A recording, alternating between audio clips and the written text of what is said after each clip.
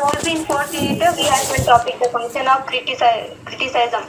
Criticism, Matthew Arnold. Okay, right. So we'll do today that Matthew Arnold, the function of criticism. Okay, so please open that page. Please open that page. Hello. Hello. Yeah. Please read any one of you, please. Hello.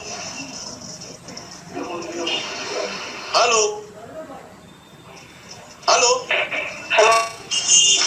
Yeah, please read any one of you the first paragraph of the function of criticism.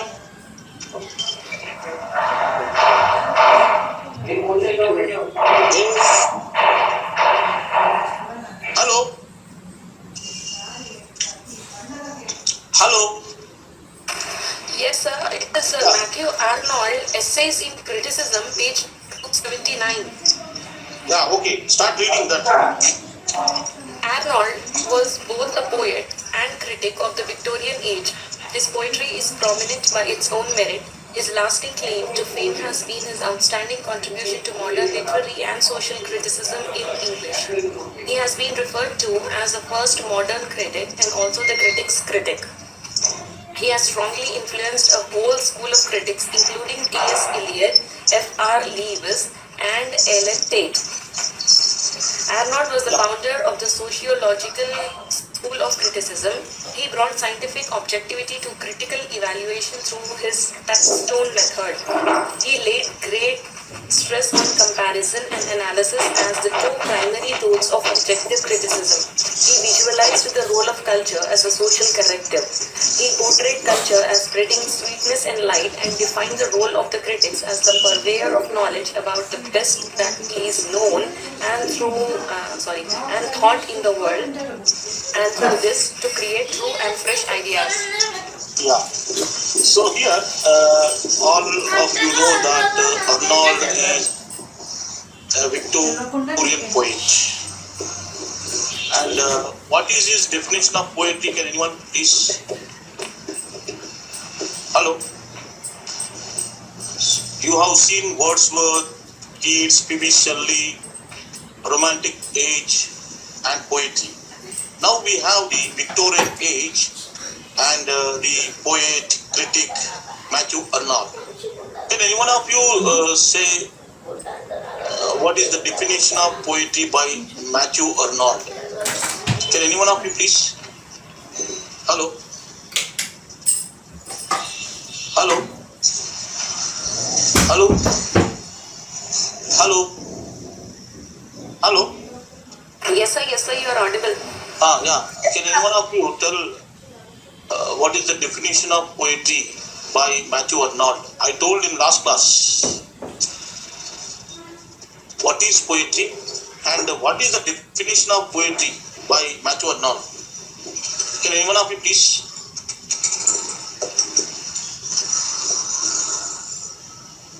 Hello. Here, according to Matthew Arnold, poetry is nothing but criticism of our life. It interprets us, it sustains us, and it consoles us.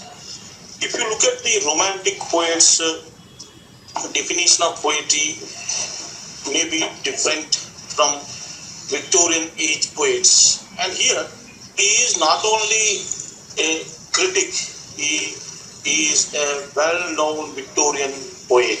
And whatever he had tried to look at the poetry as a criticism of our life. It interprets us, it sustains us, it consoles us. So, if you go through the definition of Matthew Arnold's poetry, then you see that how he has that kind of analysis of the poem from the thematic concerns and the figures of speech, figures of sound, figures of comparison, figures of language.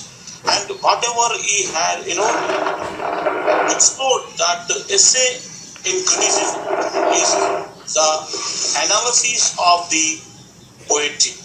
Poetry should be with this kind of nuances of not only language, it is with the use of the diction, and it should be with the critical analysis, and it should sustain us, and it should interpret us, and it should console us. So when you look at the definition of Matthew Arnold's poetry, then you can see how he was a poet as well as a critic of Victorian age. And here in this essay in criticism, he has been trying to say that how a poem should be, not only with the nuances of the language, it should be with the high seriousness, disinterestedness, and how we have to judge, how we have to justify the poem. For instance, through the centuries, we have the poets and their poetry. And when you look at the poem of any age, is that poem is with that kind of qualities. If the poem is poem is compromised with a king or a queen, then the poem may not have these kind of whatever the high seriousness and disinterestedness. So when you look at the way how Matthew Arnold differs with the definition of the poetry and the justification of the poetic genius and the creativity, poetry does not mean that the only spontaneous overflow of powerful feelings recollected in tranquility. It is more than that, and it should show the kind of concerns of the criticism and interpretation, and it should sustain us, and it should console us. So when you read the poetry, how do you feel? It is more than philosophy, and it is for pleasure, and it is for just with this kind of romanticization or beauty of the nature, or that could be appraisal or appeal to any object of the concerns of that age. But here Matthew Arnold says that poetry should be with the high seriousness, and it should be disinterestedness, and here it should deal with the truth and reality.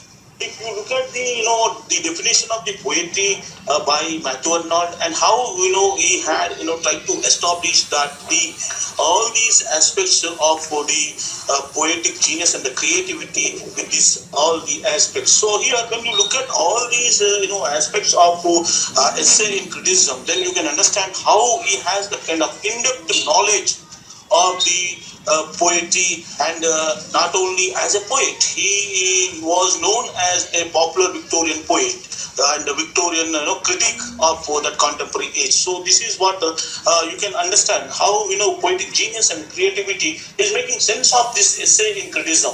Can you read the following paragraph? Any one of you, please. Hello. Arnold was the founder of the sociological school of criticism. He brought scientific objectivity to critical evaluation through his touchstone method. He laid great stress on comparison and analysis as the two primary tools of objectiveness. He visualized the role of culture as a social corrective. He portrayed culture as spreading sweetness and light, and defined the role of the critic as the purveyor of knowledge about the best that is known and taught in the world, and through this to create true and fresh ideas. So here you look at that he was the founder of sociological criticism, and whatever he wished to say without any kind of bias or any partiality, he wishes to see that poetry should be that kind of concerns of the culture, and it should be related to the social, political, economical, or cultural, or that could be any kind of thing, and how we have to judge the poem through the touchstone method. So here when he has been trying to say about the poetry as a criticism of our life, and it interprets us, and it sustains us, and it consoles us, and at the same time it should be with the beauty, it should be with the truth and reality, and it should has that kind of whatever the high seriousness and disinterestedness. Poetry should not compromise with anything. It has that kind of quality to have the high seriousness beyond the utmost bound of human thought. If you look at his poem Ulysses, so when you look at the way how he had tried to emerge and elevate the contemporary society through his lens of whatever the poetic justice and creativity and criticism. So when you look at creativity versus criticism, as we all know that we are all creative, in our life, one way or the other way. And the poets always tries to see that how creativity emerges when they look at the nature, beauty of the nature or any kind of thing. They try to write a poem, but the poem should, serve the purpose of the literature. And here he, had tried to say that how the criticism with this kind of high seriousness and with that kind of disinterestedness. We should not have any kind of interest on anything, and we should not, have preoccupied thought, and we should not have that kind of any kind of partiality. So we should be free from the preoccupied thought of our creativity to serve the purpose of the literature and to have that kind of critical analysis of the poem with this kind of justification. And here he had tried to look at that how poetry should be with the cultural representation and how we have to evaluate or justify it, and with this kind of touchstone method. So when you look at the way how he has been trying to bring to the notice of the reader that poetry is not only more than philosophy, and it is not for only pleasure. It should serve the purpose of the criticism of our life, and it should imprint us, and it should sustain us, and it should console us to know what is poetry and what is the purpose of poetry in our literature. So here with this you can see how he has the kind of concerns of the poetic genius and the creativity and the criticism. Yeah, please go through next paragraph. Hello. Arnold's evaluation of romantic poets like Wordsworth, Byron, Shelley, and Keats have made their place outstanding with their work of descriptive criticism. C.S. Eliot has expressed appreciation for the creativity in Arnold's criticism, particularly his methods of comparison and analysis. Alan Kay has provided the ultimate tribute by imitating the touchstone method in his essay Temperate Poetry to unravel the proper balance between caricature and illustrative poetry. Arnold and other new critics following him to critical appreciation beyond the romantic focus on a critical substitution to a more balanced cultural focus. So here we see before the Victorian age, we had the classical, neoclassical, romantic, and if you look at Chaucer, Shakespeare, Milton, through the centuries, there were many poets. So everyone had that kind of touch of the creativity, but there was no such kind of criticism. So here, if you look at Arnold's contribution towards the creativity and the critical analysis of the poem shows that how he had tried to compare and how he had tried to justify the poetic genius and the creativity with this kind of stand of the touchstone method and the high seriousness and disinterestedness, and it should serve the purpose of the truth and reality. So here Alan Tate and the other poets and the critics also had tried to see that how Matthew Arnold emerged from this kind of truth and reality and the criticism of our life, and how it is this kind of high seriousness and disinterestedness to show that the purpose of the poetry to understand the creativity as well as the critical analysis of the poetic genius and the creativity. So here we'll go to next paragraph. Can anyone of you please read? Yes. Hello. Yes, sir. The social role of poetry and criticism. To Arnold, a critic is a social benefactor. In his view, the creative artist, no matter how much of a genius, would cut a sorry figure without the critic to come to his aid. Before Arnold, a literary critic cared only for the beauties and defects of works of art, but Arnold, the critic, chose to be the educator and guardian of public opinion and propagator of the best ideas. Cultural and critical values seem to be synonymous for Arnold. Scott James, comparing him to Aristotle, says that where Aristotle analyzes the work of art, Arnold analyzes the role of the critic. The one gives us the principles which govern the making of a poem, the other the principles by which the best poems should be selected and made known. Aristotle's critic owes allegiance to the artist, but Arnold's critic has a duty to society. Yeah, so here you see the way how the poets of each and every age have been trying to establish and re-establish the concerns of the society and nature and culture, or there could be any kind of thing in their creativity. And here we got the centuries of Aristotle and Plato, and when you look at the way how poetry is more than philosophy, and it is the infusion of pain and pleasure. And there you will see that the way how poetry is a lunatic. So here when you look at each and every age, this kind of concerns of the poetry, then Arnold had tried to emerge to look at the poetry through the centuries, and to have that kind of how best way to analyze poem, how it show the purpose of the truth and reality.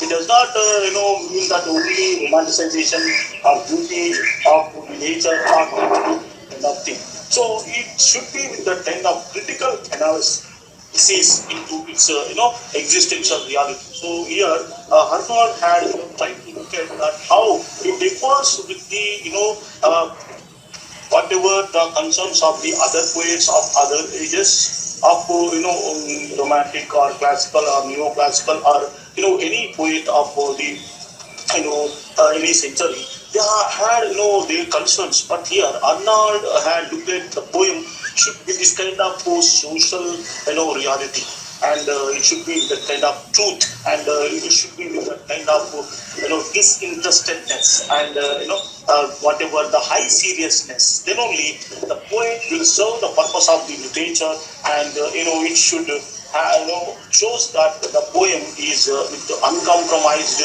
and with the kind of whatever the truth and reality. So here you can see how Matthew Arnold had tried to look into this kind of critical analysis, and when you look at the and criticism, then Arnold criticism more important than the creativity. So hello, please don't disturb your device. Yeah. So here please go through the next paragraph. Anyone of you, please? Yes, sir. Yeah, please. To Arnold, poetry itself was a criticism of life. The criticism of life under the condition fixed for such criticism by the law of poetic and poetic duty. And in his seminal essay, The Study of Poetry, 1888, he says that poetry alone can be our sustenance and stay in an era where religious belief are the fast losing their hold. He claims that poetry is superior to philosophy, science and religion. Religion attaches its emotion to supposed facts, and the supposed facts are failing it, but poetry attaches its emotion to ideas, and ideas are infallible, and science, in his view, is incomplete without poetry. He endorses Wordsworth's view that poetry is the impassioned expression which is in the containers of all science, adding what is the containers without its expression, and calls the great and final spirit of knowledge. So here you have seen that the poetry with this kind of hello yeah, okay, is it audible? Hello. Yes, sir, audible, but someone has to. Yeah, please mute your device. Hello. Somebody else is disturbing. Please mute your device. So look at here. Arnold has that kind of crystal clear analysis of the poetry, And he says that even science also incomplete without poetry. Religion also. Here you may see that the way how science versus religion in last class, and then how poetry serves the purpose of our human life. Life should not be bound to religion or science. It should go beyond that concerns or limitations of the religion and science. So when you look at his contribution towards the poetic genius and creativity and justification, that he says that poetry is nothing but criticism of our life, and it should interpret us, it should sustain us, and it consoles. It consoles us to understand that philosophy of human life. Even if you will look at religion, it may not it may not be understandable, or it may not show you a right path, or it may not help you out to understand what is life. But here poetry reminds you that the importance of our human life with the culture and the whatever the criticism, and how we have to console, how we have to sustain our life in our day-to-day, whatever the concerns of our human engagement. So here it is crystal clear that how Arnold's poetry is making sense of that, to understand the way how he has that kind of whatever the in-depth knowledge of the poetic genius and the creativity, to say that one can understand that poetry more than philosophy, religion and science. Even science may fail, and it is incomplete without poetry. So like that he has been trying to say that how poetry should be with this kind of creativity and criticism, and to know that how it is a critical analysis of our life, and it should interpret us, and it should sustain us, and it should console us. So like that here each and every aspect of his in-depth understanding of the poetry is elevating to know that how poetry is kind of whatever Arnold's concerns and the purpose of the poetry as well as the criticism. Yeah, next please. Hello,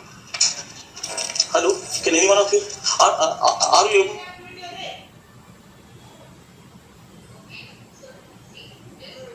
to understand? Hello. What are the Critical appreciation of essay in criticism by Matthew Arnold.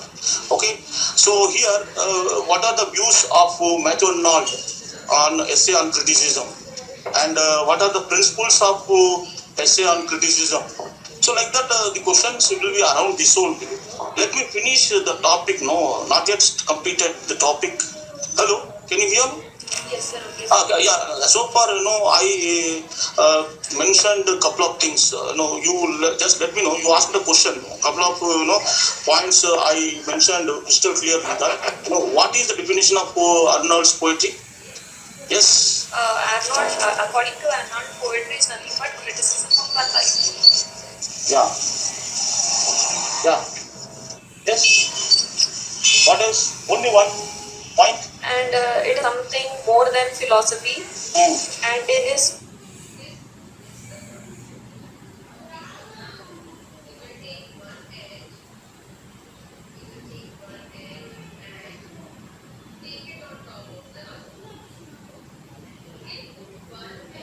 even science, but it is incomplete without poetry. See, the question will be asked in a couple of ways, right? So come to the next paragraph. Yeah, can anyone of you please? Yes. Hello. A moralist. As a critic, Arnold is essentially a moralist and has very definite ideas about what poetry should and should not be. A poetry of revolt against moral ideas, he says, is a poetry of revolt against life, and a poetry of indifference to moral ideas is a poetry of indifference to life. Arnold even censored his own collection on three grounds. He omitted the poem Empedocles on Etna from his volume of 1853, whereas he had included it in his collection of 1852. The reason he advances in the preface to his poems in 1853 is not that the poem is too simple, hamlet-like introspection, or that it was a deviation from his classical ideals, but that the poem is too depressing in its subject matter and would leave the reader hopeless and crushed. There is nothing in it in the way of hope or optimism, and such a poem would prove to be neither instructive nor of any delight to the reader. Right. So here we look at that how Arnold's definition of poetry and how he has been trying to look at through the centuries that the poetic genius and the creativity, and how he has been trying to critique the purpose of the poem. So here, whenever you look at a poet, and the poetry should be with the moral, ethical values, and it should serve the purpose of the truth and reality, and it should not misguide or deviate from the truth and reality. So it's empedocles of Etna, and where you understand that how poetry is this kind of stand ground reality of the creativity, but it should be also a way to know what is the role of the poetry in human life with the truth and reality and moral and ethical values. So then you can understand how poetry of Matthew Arnold and essay in this has been trying to explore that whatever the indivisibility and untouched aspects of the criticism, through the centuries there was a creativity, but there was no such kind of any criticism. For instance, if you look at Alexander Pope's Rape of the Lock and essay on criticism and essay on poesy, so you see that the classical and neoclassical, romantic and Victorian poets have been trying to see that their age influenced on their creativity and the criticism. So here Matthew Arnold had tried to look at that how we can understand truth and reality, to have that kind of morality, ethical values, and it should be with that kind of subjectivity. So if you look at the poetry of subjective and objective, then you will see that how you may have the preoccupied thought and free from the preoccupied thought, and how it should be with this kind of high seriousness and disinterestedness. So then you can understand that how Matthew Arnold elevates himself from this kind of whatever the subjective influence of one's whatever the preoccupied thought. So it should be free from that kind of preoccupied thought and to have that kind of creativity. So when you look at all these aspects of this poetry, then you can understand how Matthew Arnold's definition of poetry solves the purpose of poets, whatever the poetic truth and reality, and then how you can understand the touchstone method. So here we can see that the study of poetry and the study of poetry shift position to the touchstone method. So here, as and when he has been criticizing that the way how poetry should be, then he has that kind of touch of the personal and historical and touchstone method. For instance, if you look at a poem as a person, if you know the poet, then you may ignore the gaps and that kind of drawbacks of the poetry. So that he says the personal method may fail to justify the concerns of the creativity, because you may be partially judge the poem because you know the poet and you ignore the drawbacks of the truth, reality, high seriousness, disinterestedness of that poem. So here he tries to counter argue against the personal method. Now he comes to the historical method.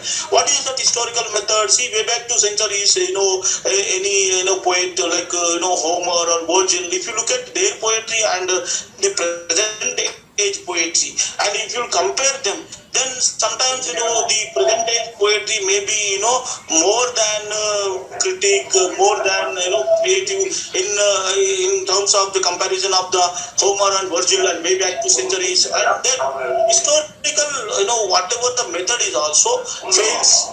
That how you should be with this kind of whatever the comparison with the whatever the standard of the theme concerns of the language and all. And he says that we should have have the kind of stone method to look at the poem and to see that standard of the poem while comparing with others. So like that here, when you look at a goldsmith, how he is going to test the gold, that whether it is a gold real or not.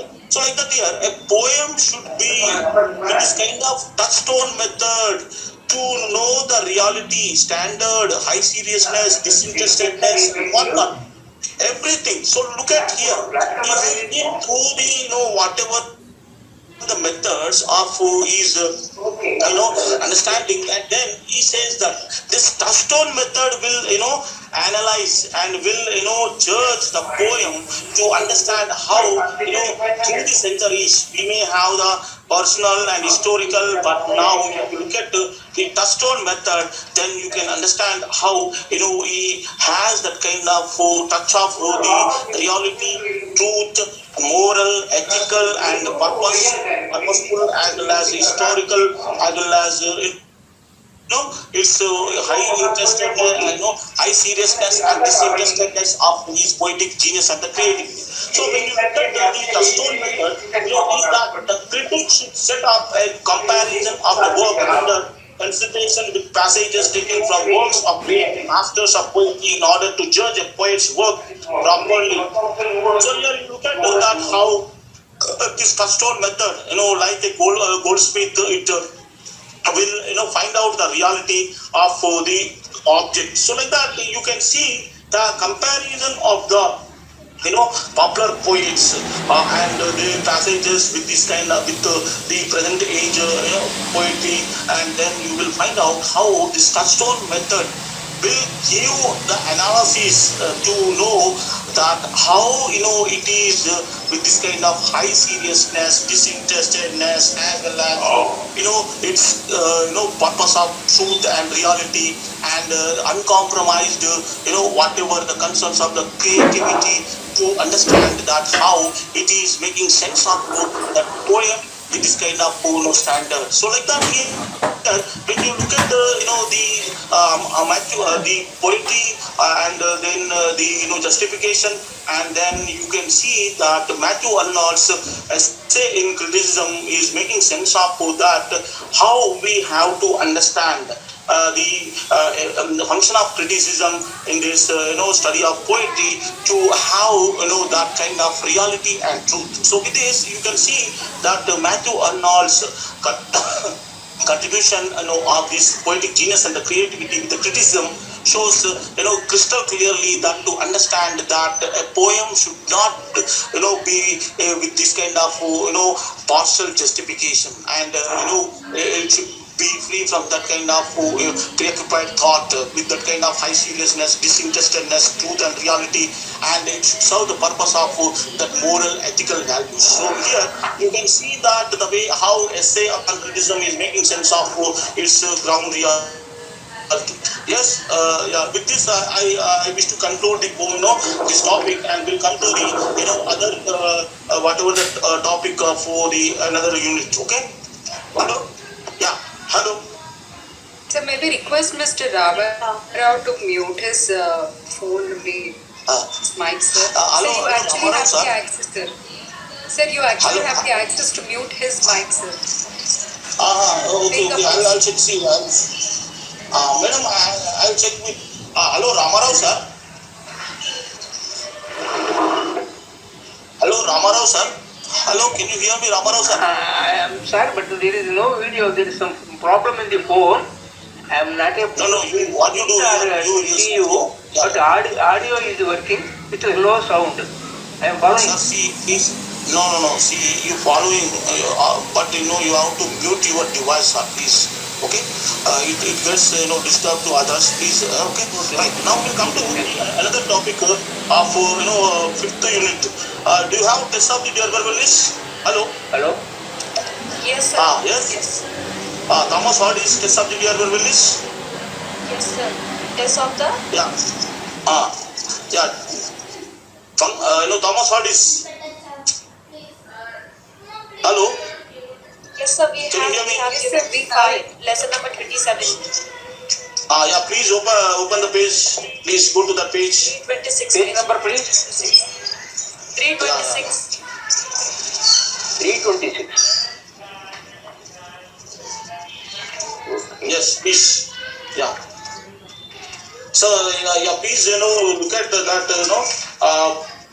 background of the author, and then we'll see that today one of the fictions of this, and then please, anyone of you read the author's biography? Yeah, anyone of you, please. Hello. Shall I read? Yeah, hello. Read this. Yeah. Thomas Hardy was born on June 2, 1840 Yeah. in Beckhampton, Yeah. in Dorset, a rural region of southwestern England. Yeah. He was a child of a builder who apprenticed Thomas to an architect, John Hicks, at the age of 16. John Hicks worked at Dorsetshire, which later became the model location for Hardy's fictional Casterbridge. During the apprentice, he seriously thought of university education and entry into the church, but declining religious faith and lack of money forced him to start a career as a writer and poet. Then he wrote novels, short stories, and poems. Yeah. So here you have seen the background of the novelist, and then you can please go through that. Now we'll come to the background of the test of the verbal list. The test of the verbal list was published in 1991 in a magazine called The Graphic. In the same year, it was brought out in a book. It gained immediate popularity.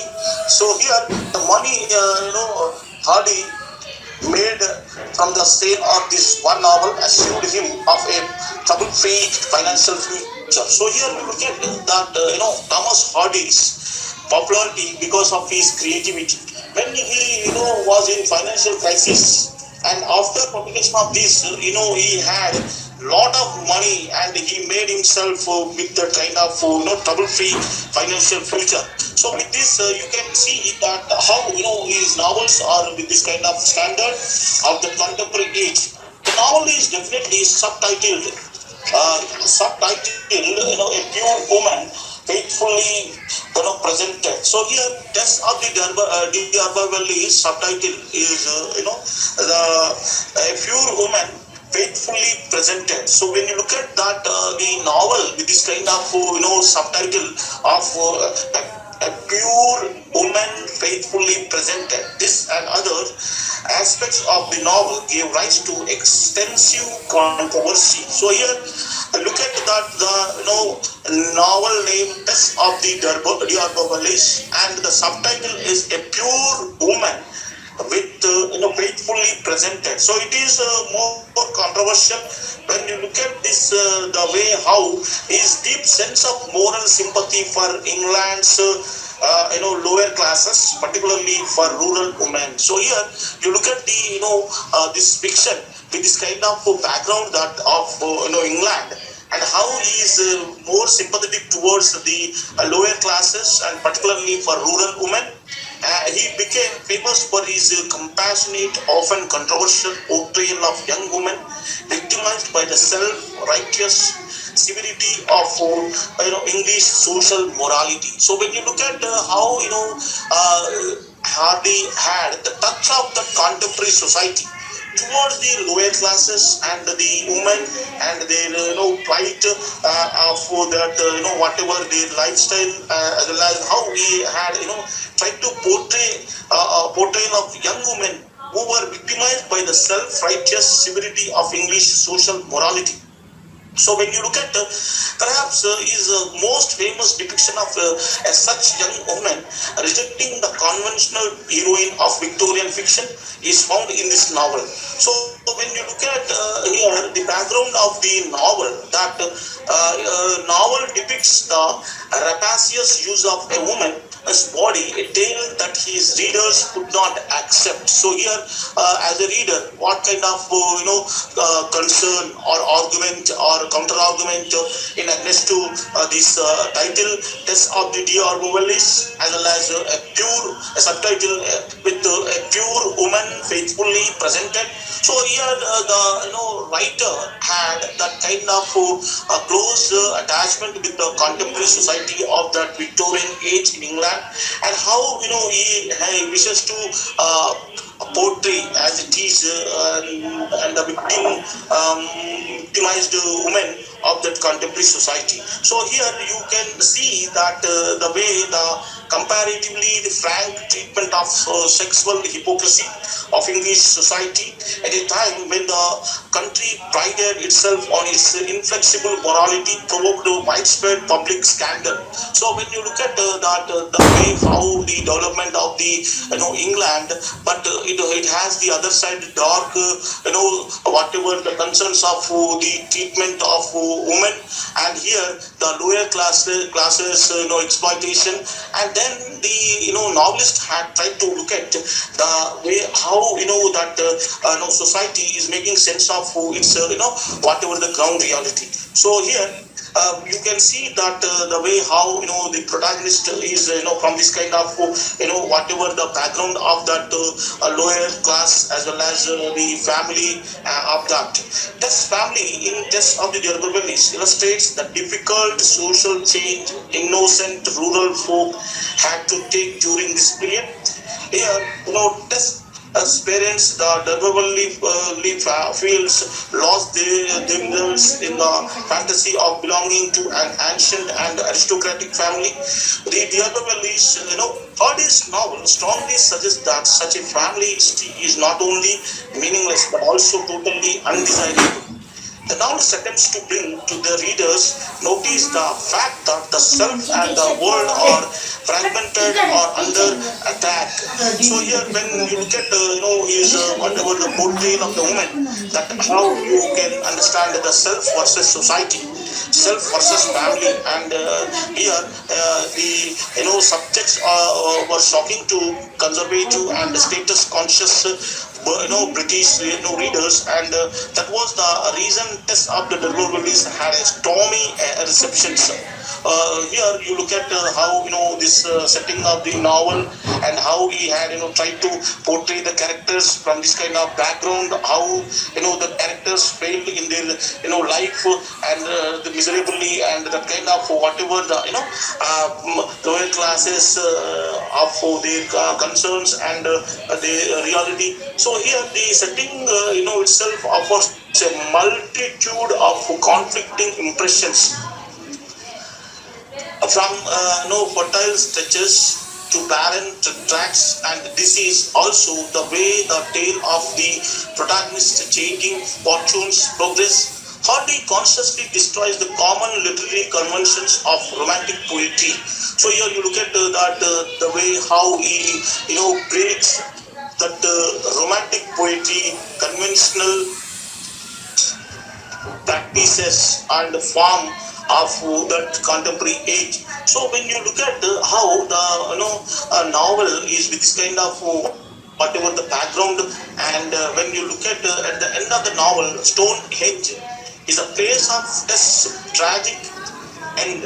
So here the novel through these whatever the characteristic features of social, political, economical, cultural, as well as the marginals, that means lower classes, as well as the high class people's aristocratic family is answers towards the marginals and women, and how they are this kind of the concerns of the self against the society, like that. Here each and every aspect of this novel shows that how Hardy had tried to explore that kind of his ground reality to break the romantic poetry.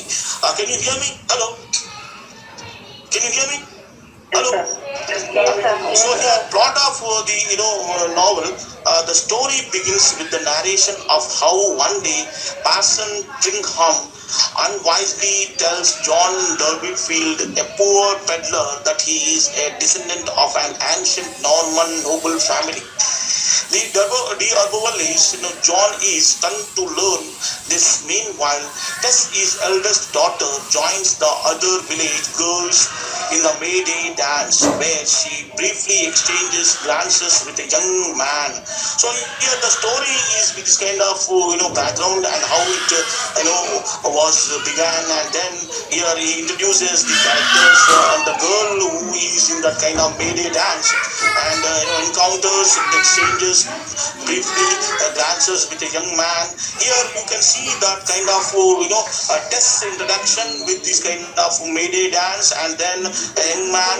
Miss Derbyfield and his wife decided to send Tess to the D'Urbervilles mansion, where they hope Mr. D'Urberville will help Tess to come up in life. So here you can see a girl who does not have the awareness of the society, and who was sent to the family of Derbyfield. You can see that the parents' expectations of the girls dreams. So when you look at the girl became the financial support for family, and here you can see that the girl how will have this kind of exchanges of all these whatever the aspects of the society. Tess has no choice but to accept, since the blames herself for an accident involving the family's horse Prince, who is the only means of income for the Derbyfield family. But Mr. D'Urberville is no relative of Tess or her family. She has no claim to the name D'Urbervilles either. Her husband, the merchant Simon Stokes, simply changed his name to D'Urberville. After he retired, Tess does not know this fact. When Mr. D'Urberville's son, the lascivious rake Alec D'Urberville, gives Tess a job of tending fowls on the D'Urberville's estate, she is forced to take it up. So here the girl, who is into this kind of job of this feeding the fowls and then looking at the estate like that. So here when you look at that girl's plight in a family where there is no any kind of security, and where she became the financial supporter to run the family, and the parents relied on her earnings, and then helplessly she is into this kind of job, and just spends many months at this job all the time, defending herself against Alex's attempts to seduce her. So when you look at the way how a girl who is into this kind of job as a servant, and the boy of that family, Alec always advances towards her to seduce her. Finally, Alec overpowers her in the woods one night after a fail and rapes her. Tess knows that she does not love Alec, and also that he will never marry her. She returns home to her family and gives birth to Alec's child, whom she christens Saros. So here you will get mercifully Saro dies soon after he is born, and Tess spends a miserable year at home before deciding to look for work elsewhere. She finally accepts a job as a milkmaid at the Talbot's diary. So here you look at the girl who does not have any kind of awareness of her life and any kind of relationship. When she encountered with that family's boy Alec, and as and when he advances, and she does not like to accept him, and all of a sudden she was sexually harassed and raped, and then she gets pregnancy, and she delivers a boy, and the boy dies, and then the life of this Tess is more with this kind of problems and sorrows, and no one helps her, and she became the with this kind of all these problems of her unconcerned life of others. So when you look at the way how the protagonist, central character of this kind of whatever the background as well as our self told between the family and the society and the work, and here Alec is with this kind of stand that disowns her, and there is no any kind of future for her, and she has to accept whatever the consequences of her whatever the criticism of her family and the society, and she engages as a milkmaid at the Talbot's diary. So this is what the background of this novel, and when you look at that how her life is torn in between this kind of self and that whatever the society. So if you go through these, then you can understand how Tess' life is with this kind of miserable and whatever the other aspects. And told both these Tess enjoys a period of ease, contentment and happiness. She makes friends with three of her companion milkmaids, each Retty and Marian. Here she also meets Angel Clare, who turns out to be the same man who she had momentarily seen on the occasion of the May Day dance at the beginning of the novel. So here you look at how Tess had this kind of whatever her life from one place to the other place, and then how she wants to live her life. But there at the Talbot Milk Diary, there she met Angel, and once she had the kind of encounter with him at May Day dance, and then here Tess and Angel slowly fall in love.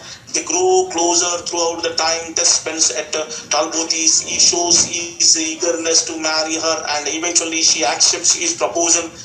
Still she is troubled by pangs of conscience because she has not told Angel about her past. So here, when you look at the way how her life is torn between Alec and Angel, one disowned her after her whatever the delivery of Alec's child, and then she shifted her life towards the Talbot this diary, and then she met Angel, and both of them wishes to marry, but here she feels uneasy because of her past, and she wants to share it.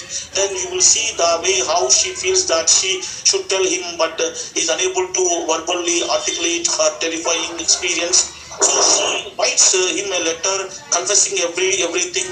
This she slips under his door. Unfortunately, the letter slides under the carpet, and Angel never sees it. So here, look at that how Tess wants to disclose her past with Angel, whom she is going to marry, but all of a sudden that there was a twist of this whatever are concerns towards the Alec, and she mentions in the letter, and the letter was slipped under his door, and it was not read by Angel, and the way how it turns our life into other aspects. So she thought that Angel might have read the letter to know what is what and all, but here that that letter slides under the carpet, and Angel never sees it. So this is what here in the novel you have seen that plot and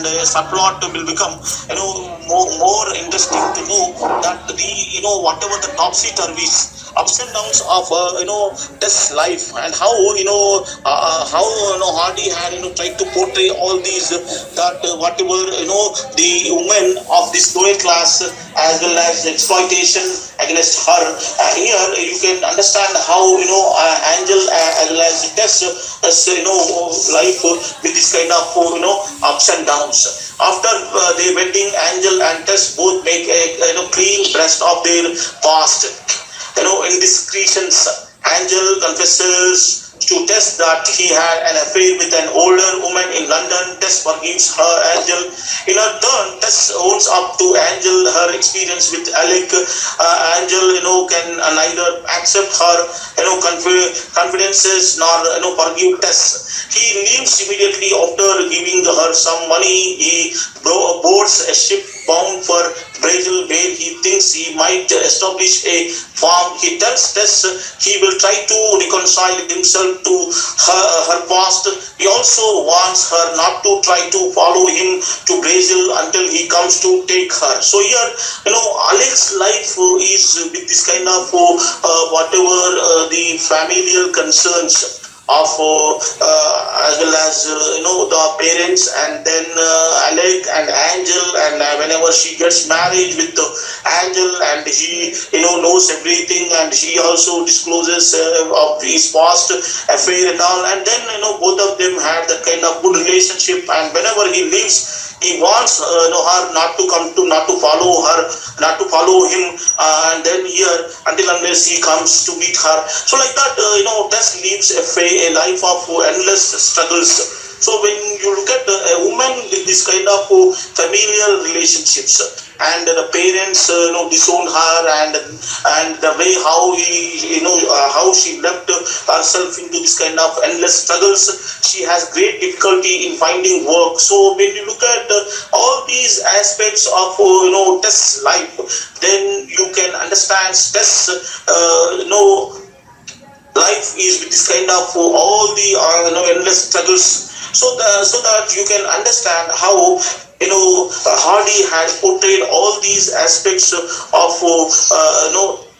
that lower classes, and the women's concerns and the exploitation, and then you can understand all these from this kind of background to know that how a woman is with this kind of life ends with that kind of tragedy. So here the way how Hardy had tried to look at all these aspects, and then to understand that the woman always tries to forgive no matter of herself and struggle, and here Hardy had tried to look at that way to conclude the way this Tess of the D'Urberville is. Tess as a pure woman, because she does not know what Alex concerns, and then Angel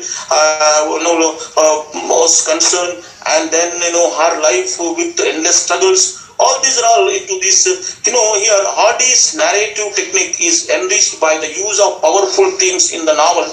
There you see that individual versus society, and the way how that society always treats an individual in case of a woman with this kind of all the whatever the struggles and criticism, and then how it will be a challenge for a woman to survive on her own, because she never and ever tries to have that kind of whatever the concerns of inhuman in her life, but always this kind of whatever the endless struggle in our life. So here one can understand how a woman is exploited in England for that kind of romanticization of the love or beauty, or that could be any kind of thing. So when you look at all these, then Tess of the D'Urberville presents a complex picture of both the significance of social class in 19th century England and the difficulty of getting an adequate definition of what a particular class really constituted. So here when you look at how he had tried to portray the Victorian aristocratic social changes, as well as the way how patriarchal society where men dominate women, and where you can see that the woman is always in this kind of endless struggles, and the way how it has all these aspects of this background of that Victorian age in England. And here the writer had tried to look at all these into this kind of aspects of the novel, and then you can understand how this pure woman always tries to have our concerns with this kind of endless still with this you can understand how the novel is making sense of the all the aspects of the novel to say that ground reality of that endless struggles of the woman here as a pure woman, and when she wants to take the revenge, and when she wants to have that kind of human concern, then you can understand how this novel is making sense of that purity, as well as that woman with this kind of sacrifice and struggle, and how she wants to show her life with this kind of ground reality. So here in any woman's life, if this kind of endless struggle is there, then one can understand that how a woman should survive, and how a woman should not have this kind of problems of self as well as the society. So like that here, when you look at all these aspects, hard and try to look at that how this novel is making sense of all these aspects, that to understand that ground reality of the contemporary age. So here you look at the way conclusion of this novel, that Angel, Claire, and Alec are with this kind of stand to show their concerns towards the pure woman. So the pure woman is the central character of this novel, and whatever her life shows, that the way to understand the social scenario of Victorian age, and the parents unconcerned, and the society how it always tries to create problems. And here Angel, Claire, and who disowns the concerns of that humanity, and then how he rejects her, and how he has been against the motherhood of Tess, and then how he understands that the way to know what is the life, and then he realizes his mistake and returns to Tess to know that the way how he disowned her. So at last, Alec realizes that whatever he had committed the blunder.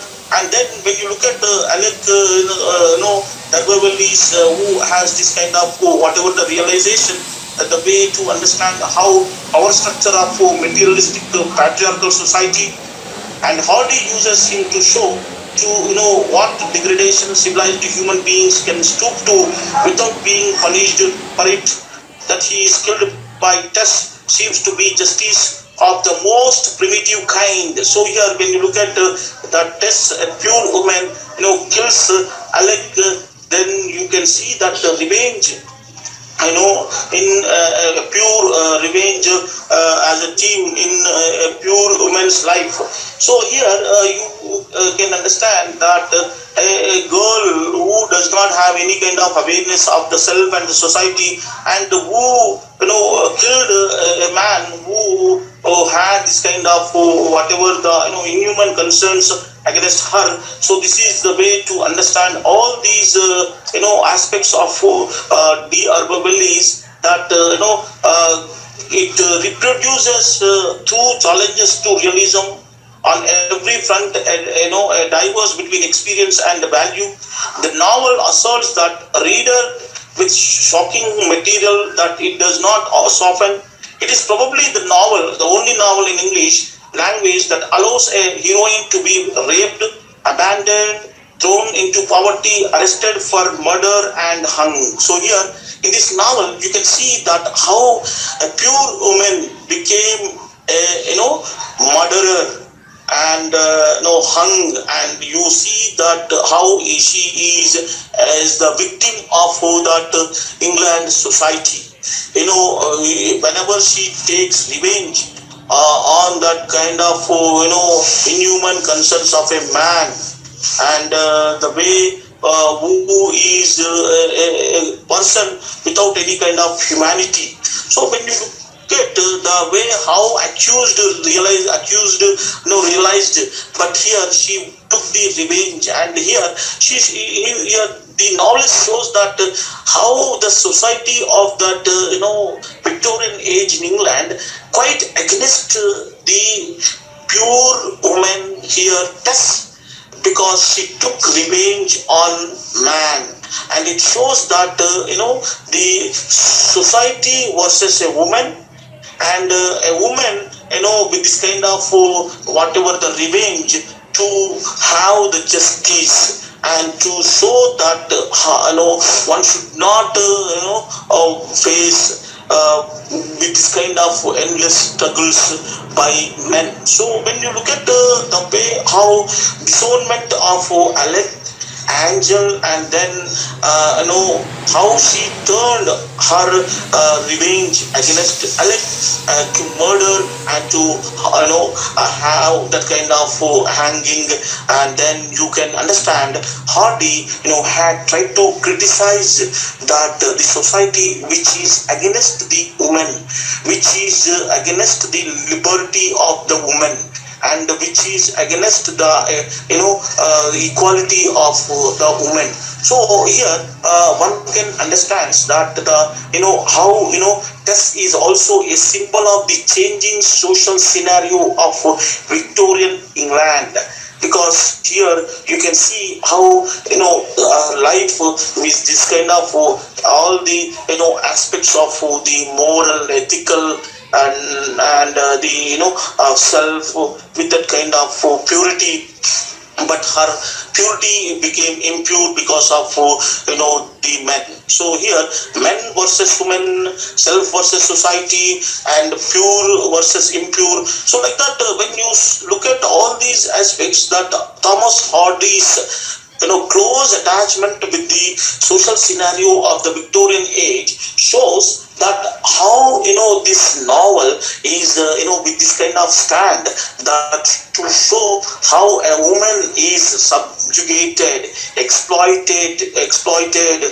by the men, and hanged by the justice or society. So women do not have any kind of equality or liberty, or that kind of concerns to treat them as equally with men, or that kind of life of their own. So like that, here the critical comments of this novel shows that the way how the patriarchal society and the material benefits of the men, and how the novelist uses to show that the degradation for civilized human beings, and then look at the way how men are always with the upper hand, and women are lower hand, and then they are becoming victims of that whatever the patriarchal society,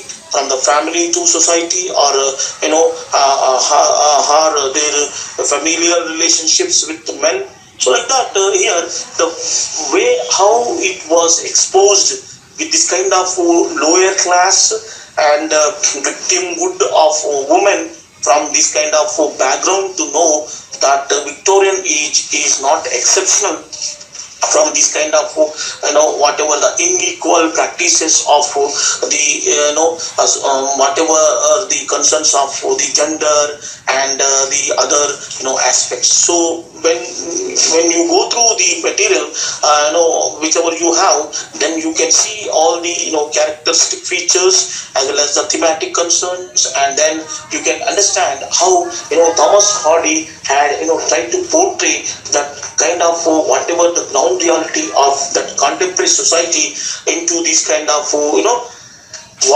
the concerns of the gender and relationship with men and women, self versus society, and justice. There could be any kind of thing for women to have their whatever the life with this kind of whatever the concerns of their livelihood. So when you go through all these characters, that the style of the story also is making sense of the narrator, who is with this kind of strong commitment to show what is what, to evoke a powerful aesthetic response, and how he describes all these whatever the stories, plot and subplot like that.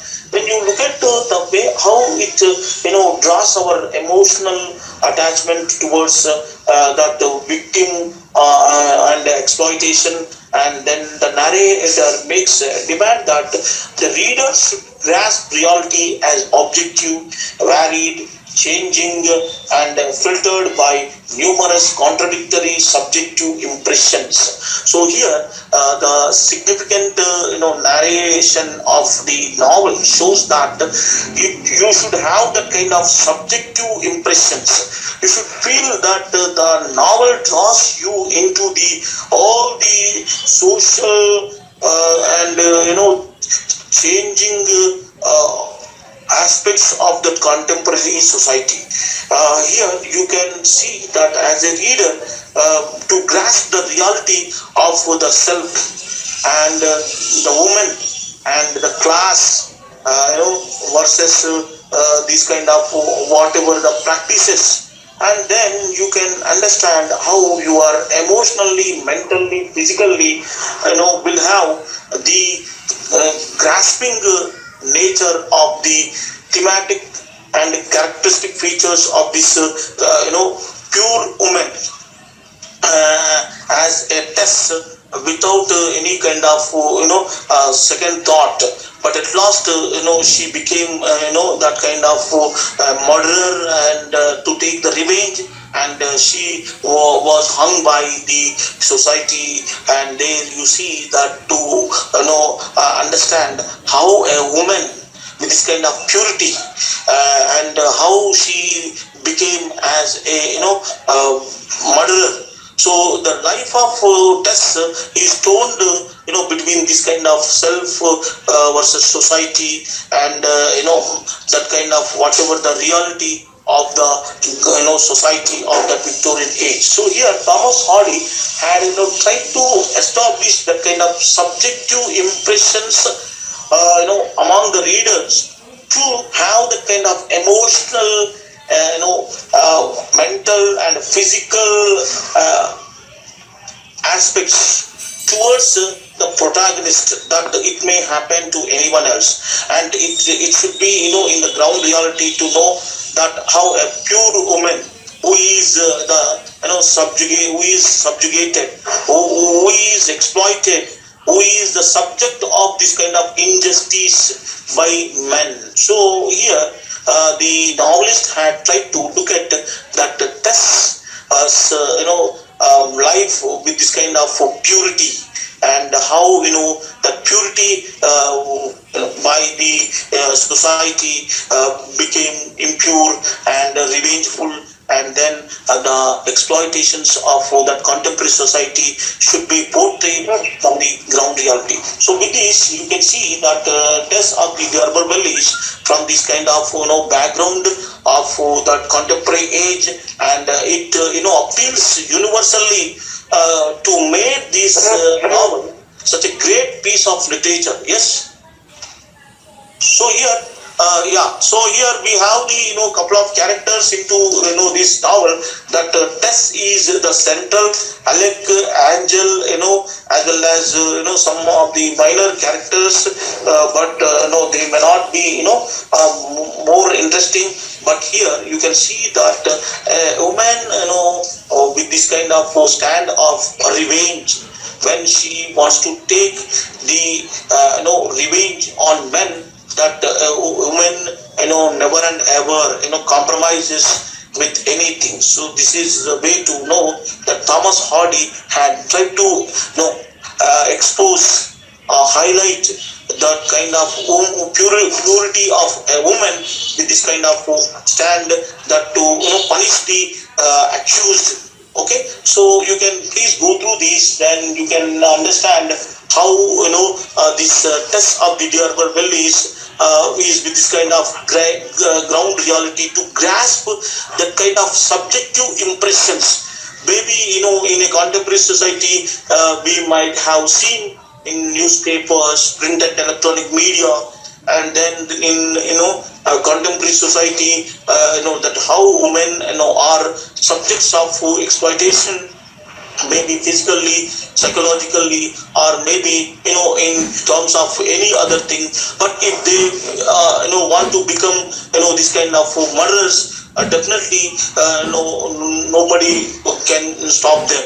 So here, Thomas Hardy's test of the D'Urberville highlights this kind of purity and revenge, as well as the woman with this kind of stand, to understand how the woman should be treated without any kind of exploitation and to have the justice. So here with this I can conclude that how Thomas Hardy had the ground reality to break the romantic poetry and the conventional order of that romantic age. So here you will see the way how it is transforming, how it is social scenario, changing social scenario from timidness to terrorization, and that kind of purity towards this kind of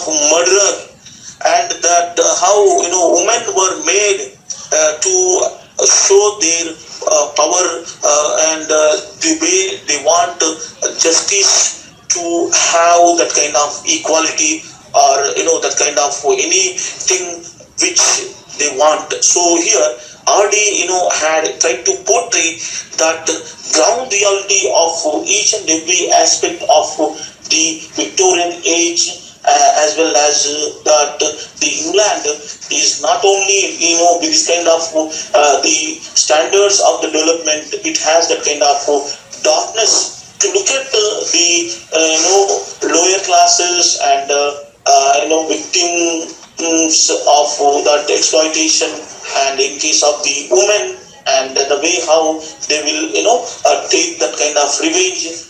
When you look at all these, then here we can understand how Thomas Hardy had tried to narrate the story into with this kind of background, to show that how society is with this kind of double standards.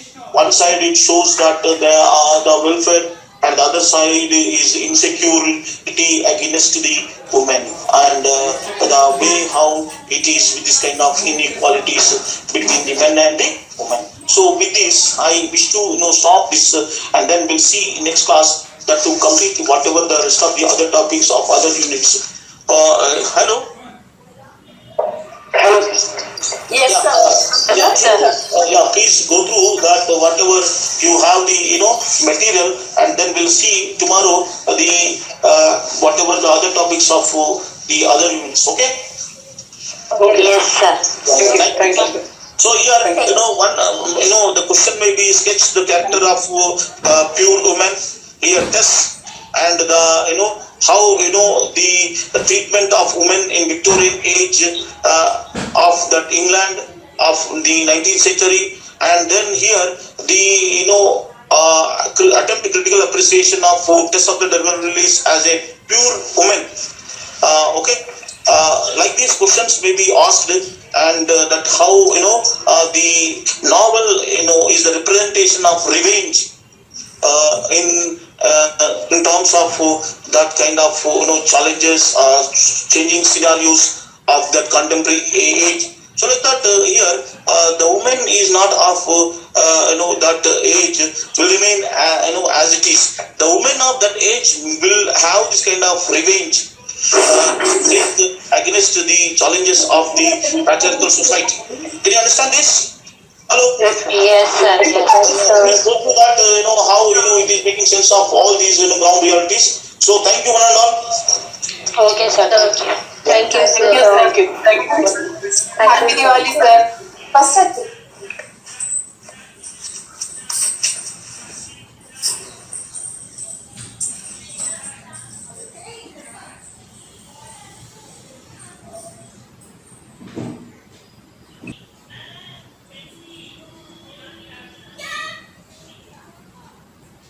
good morning, dear students.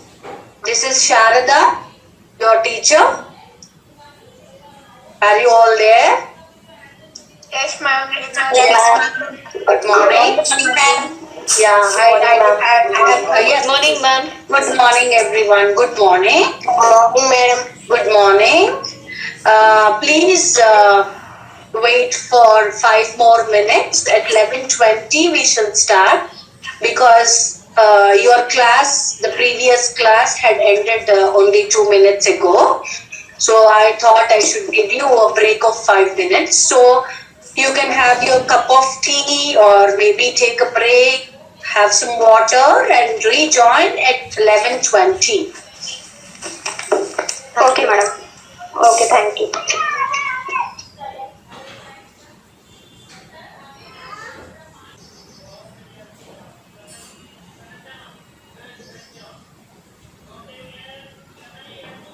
Welcome back. Good morning, ma'am. Good morning. In the earlier class, let me also tell you about tomorrow. Tomorrow being Diwali, it is a holiday. Please, tomorrow note that it is a holiday. We will not have any classes tomorrow. Instead of tomorrow, we shall have the cancelled class towards the end of the timetable. That is your last class